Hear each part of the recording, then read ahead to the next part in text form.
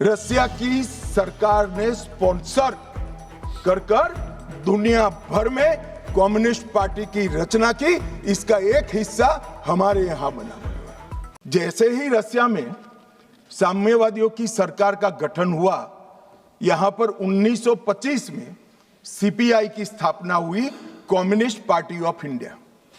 अब ये जो समर्थक है उनको मैं पूछना चाहता हूं, रसिया में कम्युनिस्टों की सरकार बनी, उसी वक्त यहां सीपीआई बना, सीपीआई की स्थापना हुई, इसके बीच में कोई रिलेशनशिप है क्या? ये सोचने की बात है। रसिया की सरकार ने स्पॉन्सर कर दुनिया भर में कम्युनिस्ट पार्टी की रचना की। इसका एक हिस्सा हमारे यहां बना। अब जिस पार्टी की नींव ही किसी दूसरे देश की प्रेरणा से गई है, वो हमारे देश का भला कैसे सोचेंगे? इन्होंने तो अंग्रेजों का भी समर्थन किया था। 1964 में कम्युनिस्ट पार्टी मार्क्सिस्ट बनी। यह भी समझने जैसा है कि सीपीआईएम क्यों बना। मान्यवर 64 में 1969 में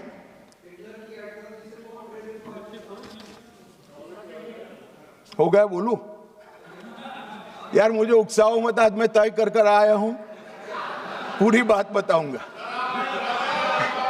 मान्यवर 1964 में सीपीआईएम बना। यह भी समझना पड़ेगा कि सीपीआई थी, फिर सीपीआईएम क्यों बनी। मान्यवर 1964 में सोवियत रशिया और चीन के बीच में झगड़ा हुआ, तो दोनों साम्यवादी राष्ट्र के अंदर अलग अलग विचारधारा की साम्यवादी सरकारें आई। जैसे अलग अलग विचारधारा की आई, तो यहां पर चीन की भी एक समर्थित पार्टी सीपीआई मार्क्सिस्ट खोल दी, जो अभी बोल रहे थे, अपने अमराराम जी बोल रहे थे। मान्यवर ये दोनों पार्टियां कम्युनिस्टों की, एक रसिया में जब क्रांति हुई तब हुई, और एक रसिया के चीन के बीच मतभेद हुआ तब हुई। इसके बाद 69 में संसदीय राजनीति का विरोध करने के लिए, मेरी बात ध्यान से सभी लोग सुने, आपके माध्यम से मैं देश को भी कहना चाहता हूं, 1969 में सीपीआई एमएल मार्क्सिस्ट की स्थापना हुई। इसका उद्देश्य कोई विकास का वैक्यूम बनना नहीं था, कोई अधिकारों की रक्षा नहीं था। उसके संविधान में उद्देश्य था संसदीय राजनीति का विरोध कर सशस्त्र क्रांति करना, जो रसिया और चीन में कर चुके थे।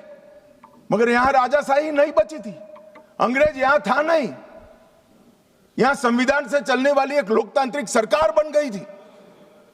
फिर क्यों संसद का विरोध?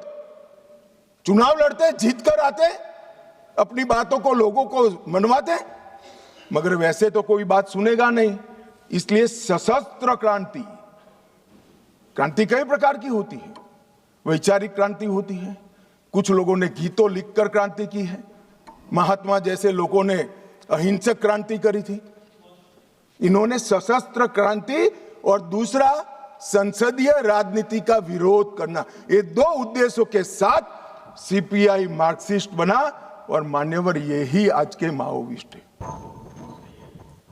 ये मूल समझे बगैर अन्याय अन्याय अन्याय अन्याय रटे जा रहे। भाई, अन्याय के लिए नहीं बनी है, हमारी संसदीय राजनीति का विरोध करने के लिए, संसद का जिसका आप सदस्य हो, इसका विरोध करने के लिए बने। उसके बाद में 75 में जैसे ही कांग्रेस का समर्थन मिला, एमसीसी माओइस्ट बनी और बिहार झारखंड केंद्रित पार्टी बनी। फिर पीडब्ल्यूजीएससी में बना, वो आंध्र केंद्रित बना। 82 में दलित किसान केंद्रित सशस्त्र संघर्ष CPI ML party unity Bihar में बनी। दलित किसान केंद्रित संघर्ष इनका उद्देश्य था। 98 में पीपल्स वॉर ग्रुप बना और उसमें माओवादियों का एकत्रीकरण हुआ। इतना सब करने के बाद भी वो सफल नहीं हुए और 2000 में PLJA बना, GA बना, जो सैन्य विंग बनी, गुरुल्ला फोर्स बनाई मान्यवर, और 2004 में ये PWG, MCC दोनों का विलय हो गया। तो थ्योरी वाले और हथियार उठाने वाले दोनों 2004 में विलीनीकरण हुआ, 14 में मोदी जी आए और 26 में सबकी समाप्ति हो गई। ये टोटल 1925 से लेकर 2026 तक 101 साल का उनका इतिहास है माननीय। इसीलिए मैं कहता हूं मेरे साथी सदस्यों को जो सामने बैठे हैं, आप इसको अन्याय का स्वरूप, अन्याय के खिलाफ संघर्ष का स्वरूप मानकर महिमा मंडित मत करो।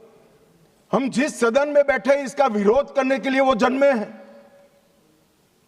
वोट की जगह बुलेट से शासन प्राप्त करना चाहते हैं। और मान्यवर, अगर यही बात है कि चर्चा करिए, चर्चा करिए, चर्चा करिए, चर्चा से कोई परहेज नहीं है, हर कोई चर्चा का स्वागत करता है, पर फिर तो पुलिस क्यों रखी है? पुलिस की जरूरत ही नहीं है। सेना क्यों रखी है? पैरामिलिट्री फोर्स क्यों रखे हैं? कुछ लोग ऐसे होते हैं जो चर्चा से मानते ही नहीं है, वहां बल प्रयोग कर कर उनके अत्याचार से निर्दोष नागरिकों को बचाना पड़ता है।